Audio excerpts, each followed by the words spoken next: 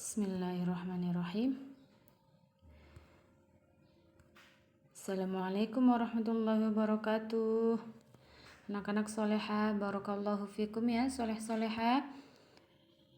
Sebelum belajar, mari kita membaca doa sebelum belajar terlebih dahulu. Bismillahirrahmanirrahim. Raditu billahi rabba wa bil islami dina wa bi muhammadin nabiyya wa rasula. Rabbi zidni ilman warzuqni fahman. Amin ya rabbal alamin. Baiklah anak-anakku, di pertemuan kali ini kita akan membahas tentang tayamum yang kedua. Yang sebelumnya kita sudah membahas tentang pengertian tayamum, kemudian sebab-sebab diperbolehkannya tayamum, dan juga dasar hukum tayamum dan anggota tayamumnya. Sekarang mari kita membahas tentang syarat tayamum, kemudian fardu tayamum, sunnah tayamum, dan hal-hal yang membatalkan tayamum. Kemudian ada juga keutamaan tayamum. Baiklah, kita akan membahas syarat tayamum terlebih dahulu. Syarat-syarat tayamum yaitu salah satunya adalah debu yang suci. Kita harus menggunakan debu yang suci. Pastikan debu tersebut bukan didapat dari tempat yang terkena najis. Kemudian yang kedua, sudah masuk waktu sholat. Ya, ketika zuhur sudah berkumandang, adzan zuhur berkumandang, maka kita langsung mengambil tayamum. Kemudian yang ketiga, tidak ada najis di tubuh. Pastikan bahwasanya najis kotoran yang berada di tubuh sudah dibersihkan terlebih dahulu. Kemudian tayamum itu hanya digunakan untuk satu kali sholat fardu. Jadi kalau kalian bertayamum untuk sholat duhur, maka nanti ketika sholat asar kalian harus bertayamum kembali. Kemudian boleh untuk lebih dari satu kali sholat sunnah. Adapun kalau kita melaksanakan sholat sunnah dengan tayamum, maka boleh lebih dari satu kali sholat sunnah. Semisal kalian melaksanakan sholat duha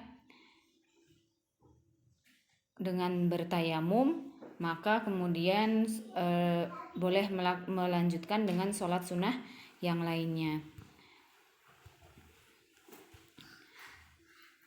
Yang berikutnya yaitu fardu tayamum.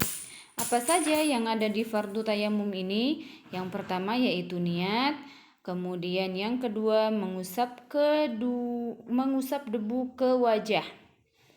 Ya, debunya kita seperti hanya contoh, kita tempelkan tangan di debu, kemudian kita tepuk, kita tiup, kemudian baru diusapkan ke wajah. Kemudian yang ketiga yaitu mengusapkan debunya ke tangan dengan cara yang sama. Kita tempelkan dulu tangan kita ke debu, kemudian kita tepuk atau kita tiup, baru kemudian kita usapkan ke kedua tangan kita.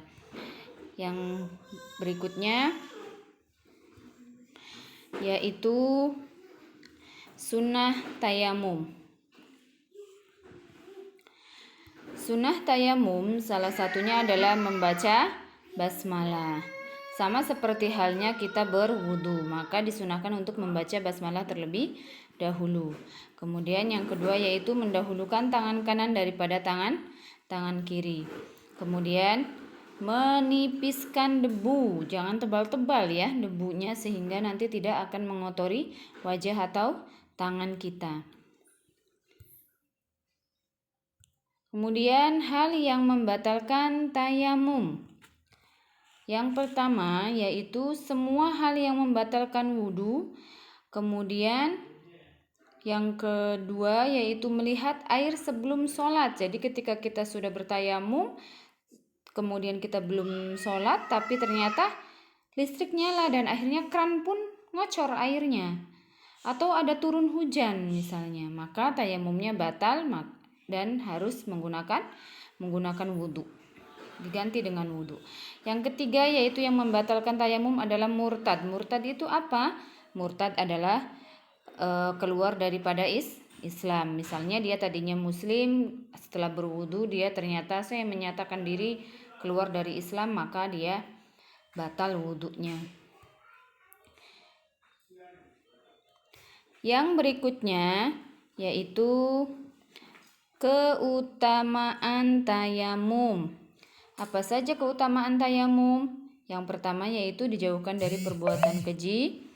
Yang kedua yaitu didoakan malaikat selama masih dalam keadaan wudhu, walaupun wudhunya dengan menggunakan debu atau bertayamum. Baiklah anak-anakku, semoga kalian paham ya, dan semoga kalian juga bisa mempraktekannya nanti di rumah. Sebelum kita akhiri, mari kita membaca doa penutup majlis.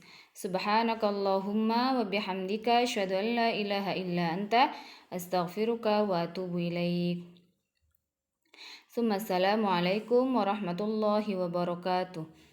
Terima kasih.